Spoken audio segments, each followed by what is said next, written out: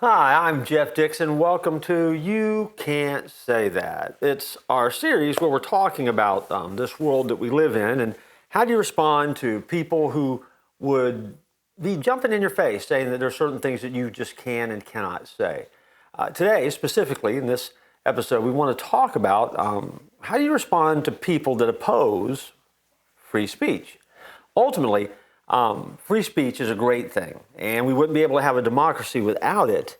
But there are some people who really do want to get rid of free speech, or at least minimize your ability to speak freely. And so, let's dive into a couple of the questions, a couple of the concerns that maybe they have. First one is they might offer that don't people who say bad things deserve to be canceled? Well, the answer is no. People don't deserve to be canceled at any point because it takes away their right to speak freely. And that means that in jobs or if you have a different opinion or you think about things differently, you have the right to say it, even if it's not popular.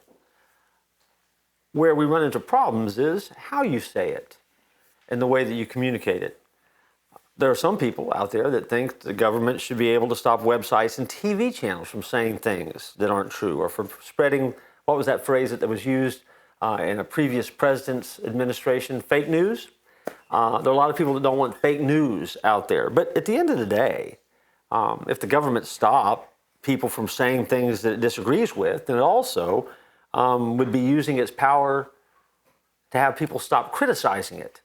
And I think we all can understand that that would be a problem, right?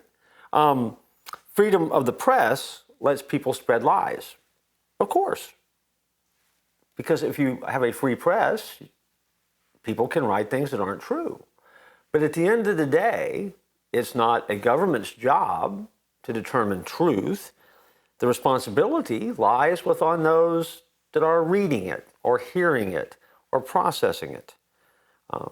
There are some that say people shouldn't be allowed to say things that are mean or offensive. And at the end of the day, free speech gives you the ability to say things that might be mean or offensive. It doesn't make it good and it doesn't make it right, but it also doesn't mean that it's not legal.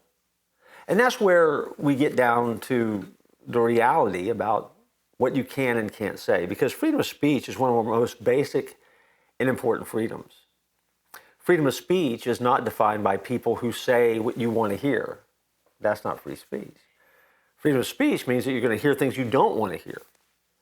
And so the gray area comes in how it's delivered and the attitude that you say it with and how people are going to react to it and how people will then take that and run with it. And that's where we get into some real tricky waters.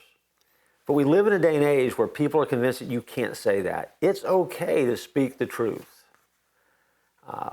Sometimes people don't want to hear the truth. And even though they don't want to hear it, it shouldn't stop you from saying it. If you are a person who takes seriously the rights that you have in our Constitution and you believe that God has created us to be free, then you understand the blessing that we have of living in America.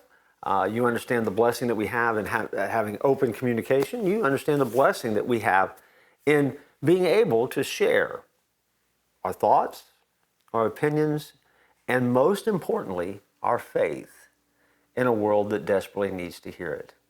And so that actually brings to a close this series entitled You Can't Say That, where we've been diving into the topic of free speech and cancel culture and what that looks like and why you need to understand what your rights are and you need to understand how you say things, and why it matters and why it's important. So keep saying it. You have the freedom to do so. Thanks for being with me in this series.